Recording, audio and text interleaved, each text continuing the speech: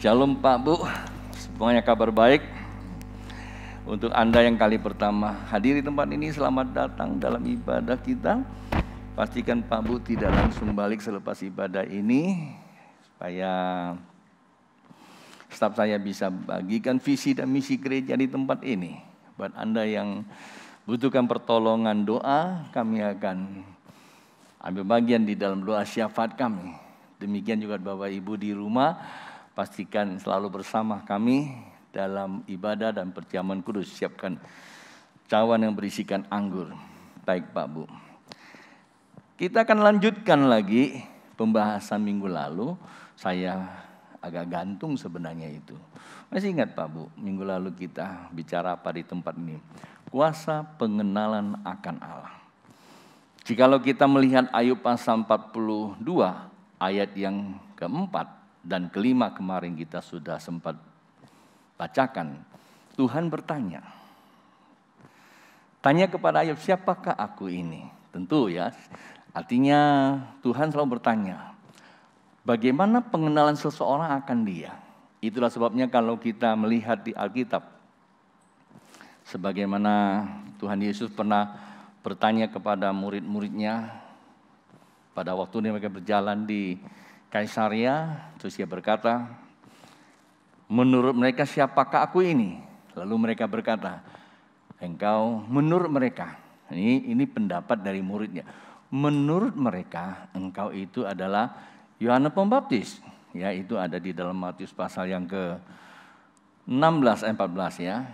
Yohanes Pembaptis atau Elia atau Yeremia atau nabi yang akan datang. Bagus, ya. Jawaban bagus, tetapi tidak tepat. Lalu di sini kita bisa mengerti apa maksudnya. Satu jawaban itu mengindikasikan bahwa pengenalan akan dia. Nah, itulah sebabnya Tuhan Yesus bertanya. Saya percaya pertanyaan itu juga datang kepada kita. Itulah sebabnya dia bertanya kepada Petrus, Petrus siapakah aku ini? Dia tanya Petrus. Lalu Petrus malah jawabnya tepat. Engkau adalah Mesias, anak Allah yang hidup. Lalu bilang apa dia? Dia bilang, Simon, ya, namanya di sini berubah itu. Bahwa bukan manusia yang mengatakan itu pada kamu. Melainkan siapa? Bapa. Ya, kalau kita baca di dalam narasi tadi, Matius pasal yang ke-16 ayat 15, 16, 17, 18, di situ kita ketemukan tuh, ya. Bukan manusia. Artinya siapa? Bapa di surga. Maksudnya apa nih? Kalau Anda bisa menjawab pertanyaan saya, terus saya bilang, itu bukan manusia. Bukan manusia, melainkan apa? Bapa di surga. Artinya Pak Bu, Tuhan Yesus meneguhkan, memperjelaskan. Istilah kalau kita ini kalau mau pergi, mau tes tubuh kita itu udah dicek fakta, terdata Anda ini hasilnya apa gitu loh. Nah ini fakta, Yesus yang bilang kepada Petrus, Petrus bukan manusia, Bapa. Artinya Petrus punya relasi yang intim dengan Bapa di surga.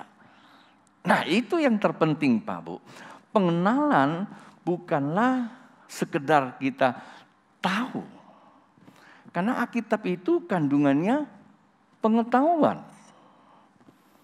Ya, dan sebenarnya kalau kita baca kitab Amsal dikatakan bahwa sekali Tuhan berbicara ada dua hal. Yang pertama apa? Ya, kalau Anda baca di Amsal pasal yang ke-2 ayat 10, ada dua hal yang kamu dapatkan. Yang pertama dikatakan pengetahuan menyenangkan jiwa.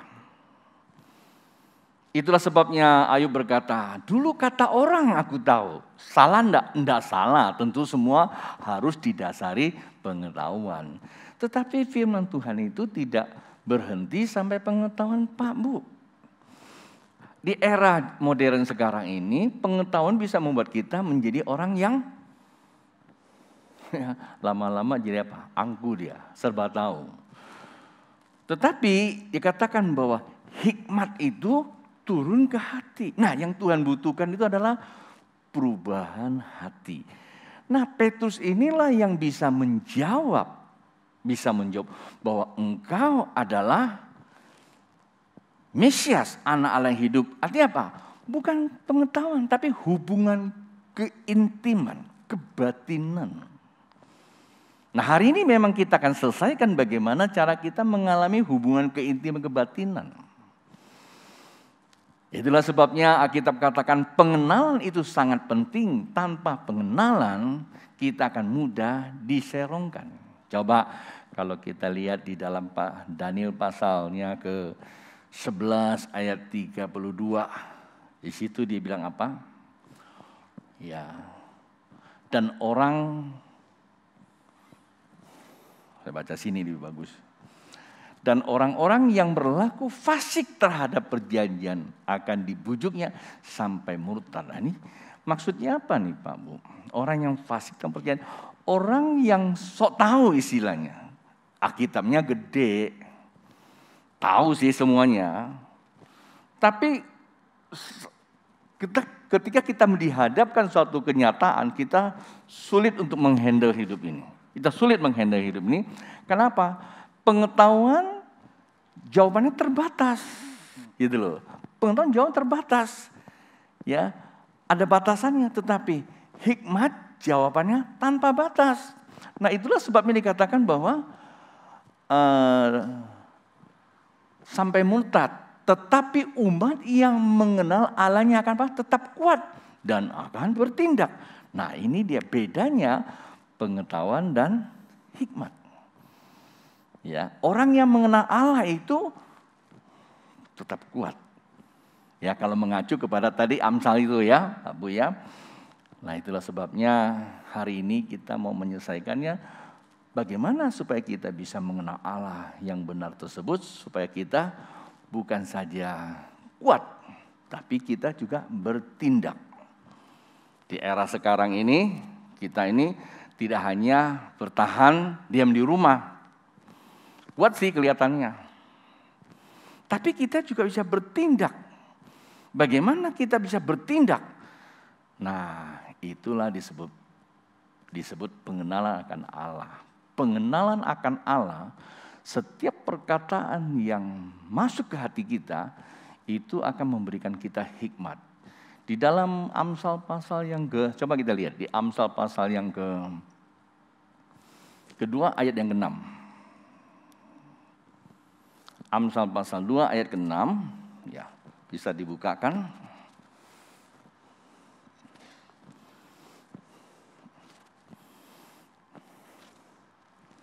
Amsal pasal 2 ayat ke-6.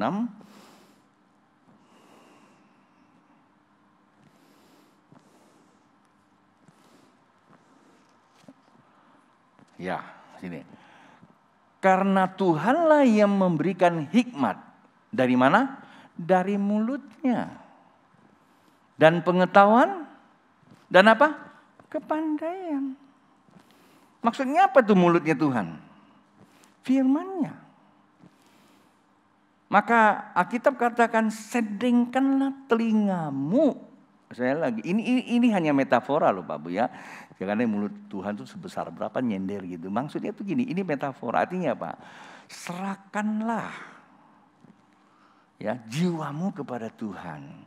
Maka waktu kita menyerahkan jiwa kita kepada Tuhan, dan ketika firman itu sudah mulai, saya menggunakan kata merasuk malah kurang bagus ya.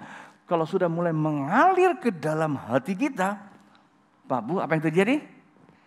Kita berhikmat. Dalam situasi kekinian kita ini penuh dengan hikmat. Artinya apa? Artinya ada ketetapan-ketetapan dalam konteks keilahian. Nah, hikmat itu memang mengerjakan, kalau kita bicara tentang hikmat memang susah dimengerti ya. Ini bicara tentang spiritual. Tapi Alkitab katakan apa? Hikmat itulah yang akan mengerjakan apa? Pengetahuan kita, dengan hikmat kita pandai berkomunikasi. Komunikasi kita tidak menyinggung perasaan orang. Hubungan suami istri kita tidak dilandasi dengan apa? Perasaan, tetapi kita dilandasi oleh kebenaran. Hubungan dagang kita tidak dilandasi oleh karena hanya kepentingan, tetapi kita dilandasi oleh apa? Kebersamaan. Jauh lebih baik. Ya, dunia sosial saja mengatakan bahwa kebersamaan itu adalah kekuatan yang hidup. Dan bukan saja kita hanya tahu, Pak Bu, tapi pandai mengerjakannya. Haleluya. Bisa dimengerti, Pak Bu? Nah, saya akan ajak kita untuk masuk kepada bagaimana supaya Anda dan saya bisa mengenal Tuhan pertama. Dan yang kedua, mengalami Tuhan. Yang ketiga, bisa kita amalkan di dalam kehidupan. Itu yang terpenting sekali. Kita hari-hari ini nggak punya waktu yang cukup di dalam pertemuan ibadah. Seandainya kalau jemaat tidak konsentrasi, tidak fokus datang ke gereja, memperhatikan apa yang disampaikan, ya saya pastikan bahwa kita akan mengalami banyak persoalan. Ya, kenapa? Di dalam dunia komunikasi itu tidak lepas dari beberapa hal. Pertama yang jelas itu adalah namanya delete. Setiap perkataan yang saya sampaikan, kadang-kadang memori pikiran kita akan mendelete-nya. Tahu delete ya, dihapus. Anda akan memasukkan pikiran kamu. Yang kedua, cenderung juga akan terjadi distorsi. Ini penting loh, ya, di dalam dunia komunikasi. Terjadi distorsi karena apa? Ada begitu banyak hal yang kamu sedang alami, padahal sudah ngerti gitu loh. Anda kurang fokus, terjadilah distorsi, kekacauan. Dan yang ketiga, saya kasihkan tiga. Yang ketiga, terkadang kita mengeneralisasikan aja. Oh itu sama, itu sama aja lah. Saya pernah sekali mau berkhotbah tentang Psalm 21. Begitu saya buka Psalm 21, langsung mereka sudah respon. Udah biasa saya baca, udah sering saya dengar, udah sering dikhotbahkan. Nah itu namanya mengeneralisasikan. Firman Tuhan itu memang betul tertulis, tetapi tolong diperhatikan bahwa saat waktu Allah menyampaikan ya firman Tuhan melalui siapa saja, kalau Anda benar fokus kepada surga, Allah yang akan berbicara sama kita. Nah itu sangat penting sekali Pak Bu. Nah untuk itu kita akan lihat caranya. Jadi saya harapkan Bapak Ibu dengan beberapa ayat saya sampaikan, fokus, catat di rumah, praktekkan. Karena kita nggak punya waktu yang cukup.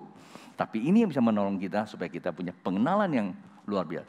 Saya ada hari ini dan berbagai kesulitan yang saya hadapi, berbagai tantangan yang saya hadapi, ada gitu terlalu banyak. Ada hari ini yang menolong saya. Ini yang menolong saya. Ya, jadi tidak ada kata lain. Ya, mari. Di dalam kitab Ayub ada beberapa ayat. Kitab Ayub pasal yang keempat ayat yang ke-12. Ya, kitab Ayub pasal 4 ayat 12. Sini katakan begini. Ayub pasal 4 ayat 12. Suatu perkataan telah disampaikan kepadaku dengan diam-diam, dan telingaku menangkap bisikannya. Ayat yang ke-13. Waktu bermenung oleh sebab khayal malam, ini metafora ya, ketika tidur nyenyak menghinggapi orang. Maksudnya apa nih Pak Bu? Yang pertama dikatakan, suatu perkataan telah disampaikan kepadaku dengan diam-diam. Artinya apa? Perkataan Tuhan sifatnya apa? Maka kalau Anda berdoa mesti di dalam kamar kan, sifat apa? Suaranya tenang, tidak ribut, tidak sibuk. Jadi bukan berarti orang bisik-bisik, bukan. Tapi waktu kita baca Alkitab, tolong diam sejenak. Kalau perlu tarik nafas. Saya ajarin teman-teman tarik nafas sekarang. Waktu kamu tarik nafas, karena kita kembali kepada Taman Eden, kembali kepada Tuhan Yesus juga.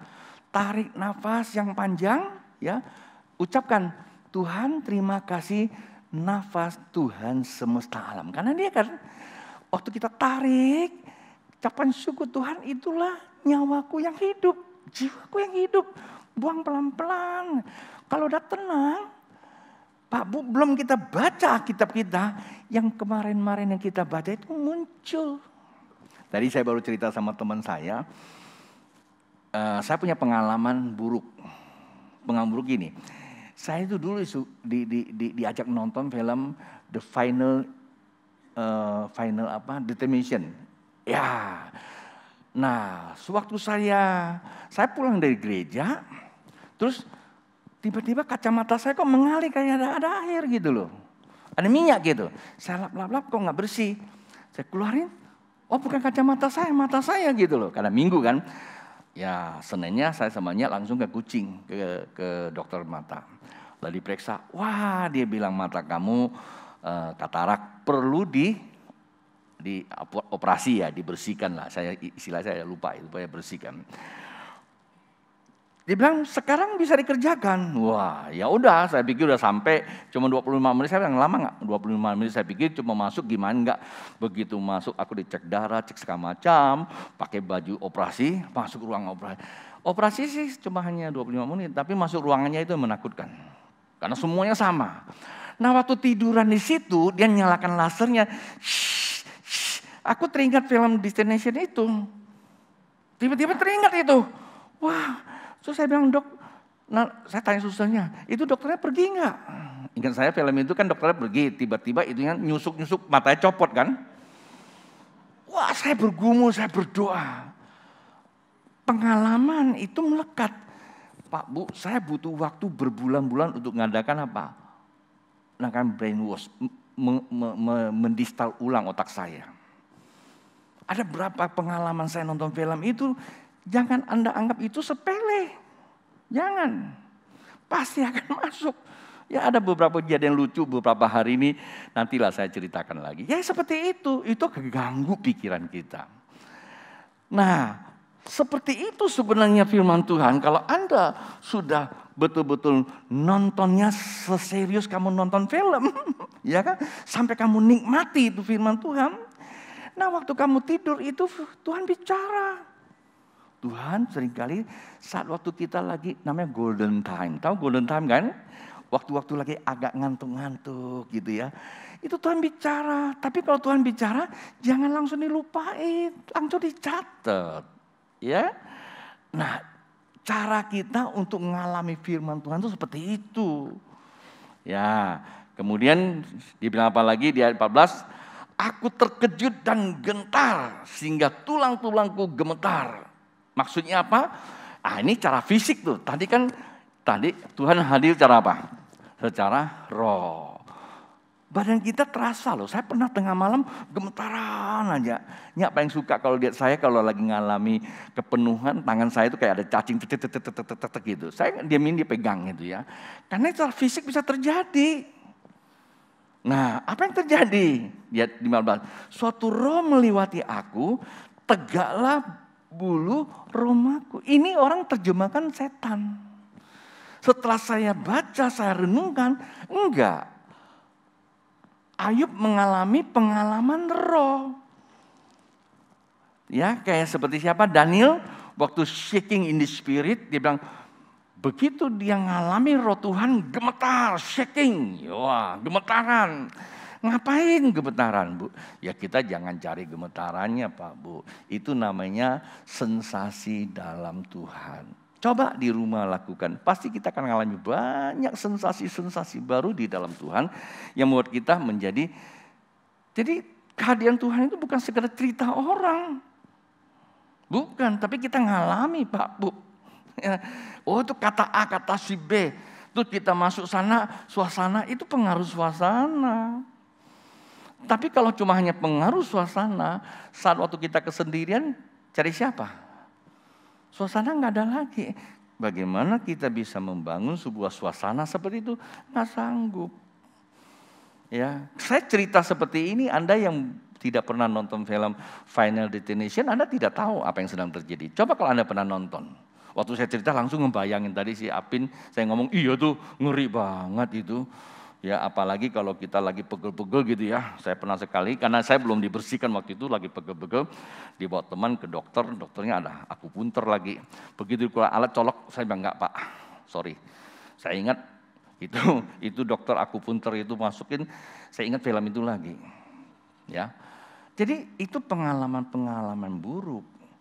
Tapi sebenarnya jiwa kita seperti itu Pak Bu. Maka mari kita menginstal, kita mulai.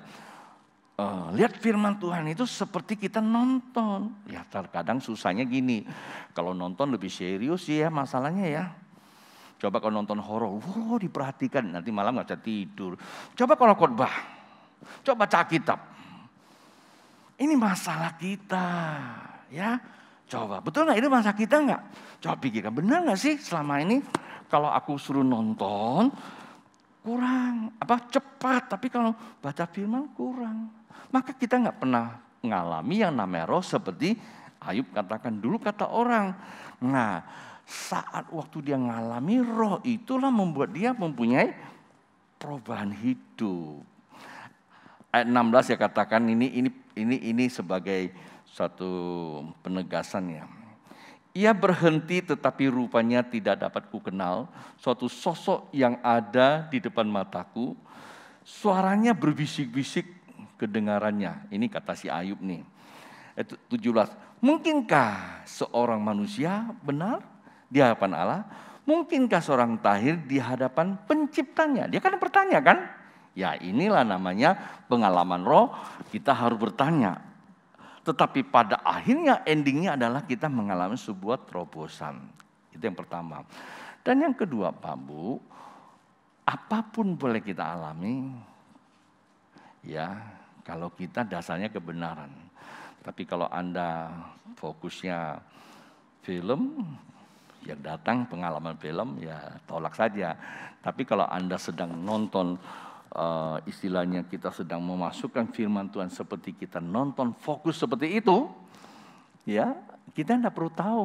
Ya, kalau kita memang selalu mengisi firman Tuhan seperti itu, pada saat waktu kita merenung, kita kalau lagi bangun pagi atau lagi malam kita lagi menyembah Tuhan. Ya seperti tadi katakan, Bapa Kaulah Tuhan. Waktu kita manggil, mulut kita berkata-kata, itu langsung jiwa kita tersentuh, hati kita rasakan. Kadang-kadang kita bisa nangis. Dan tandanya apa? Tandanya buat kita sadar. Tanda Bapak Ibu kalau masuk hadiratnya pertama tandanya sadar. Sadar kesalahan. Bukan kita inginkan begitu Tuhan masuk kita langsung pengen jadi orang kaya. Itu bonus.